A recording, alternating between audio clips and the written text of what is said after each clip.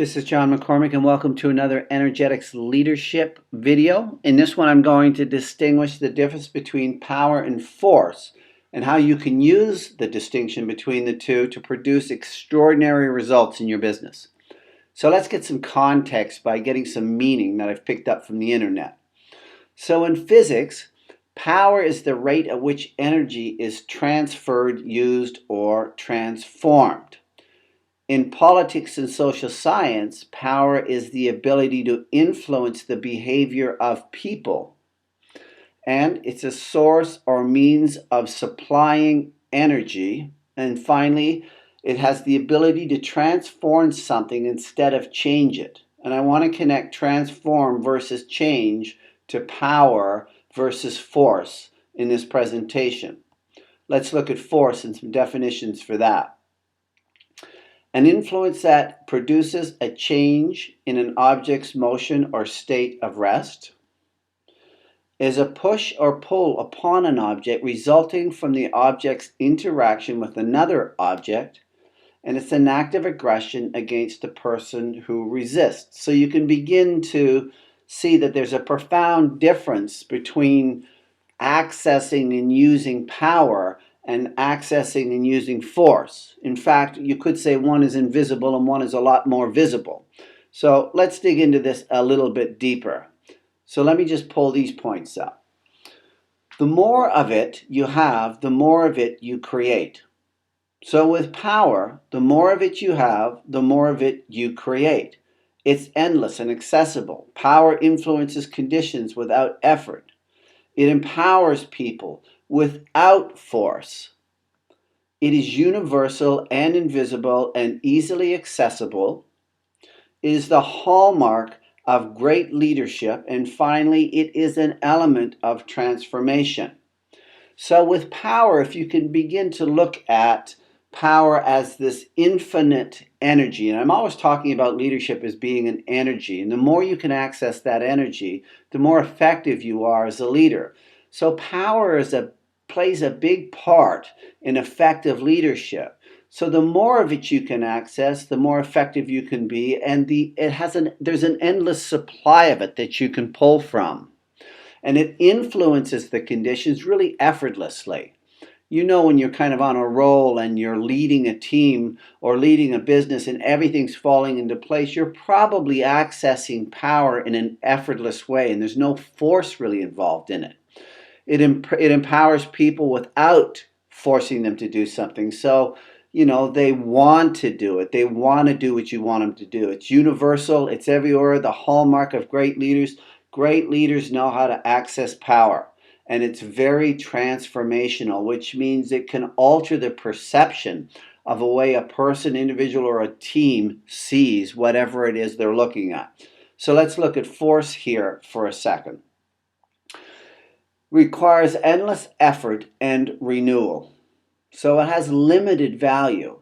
It's physical in nature and so entails resistance. The more of it you use, the less of it you have. Is not empowering but demanding in nature.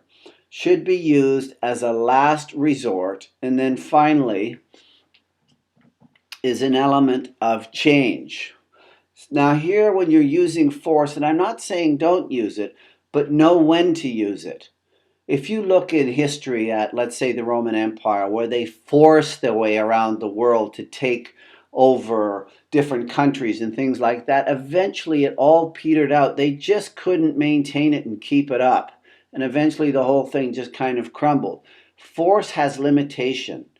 It has an endless effort and renewal to keep it up. It requires more of it, more of it, more of it. So you're always trying to access more of it to get the job done. And it's very, very kind of physical in nature. So again, you can look at power as kind of invisible and force kind of visible, or in that way. The more of it you use, the less of it you have. It's diminishing returns. And it should be used as a last resort. So this connection between power and force and transformation and change, I want to show you a little model to see how this plays out. So when you're looking at forcing something, Let's look at that in terms of change. So you've probably had this experience in an organization where you've changed everything and nothing is different.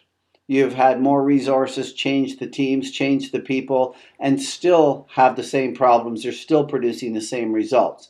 I'm going to connect that to force. So bear with me in the conversation. And then in terms of power, I'm sure you've all had this experience where nothing really changed physically, but everything was different. The communication improved, the morale improved, the way people saw the organization and the business and what they were doing, their part in it.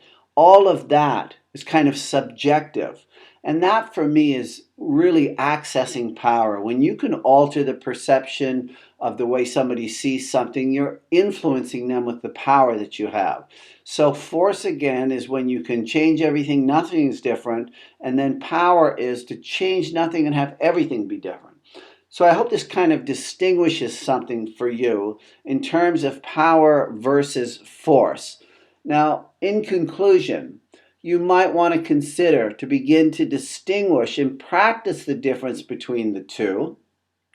Work towards a kind of 80-20 ratio where you're accessing or distinguishing 80% power and 20% force, because both have their place.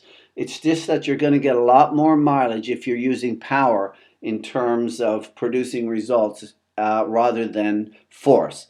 And then notice the results and continue to practice and distinguish the two. Knowing what hat you're wearing is very powerful indeed. So right now I'm going to access the power as a leader. Right now I'm going to access force as a leader because that's what required. And with the distinction, you'll know which one you need.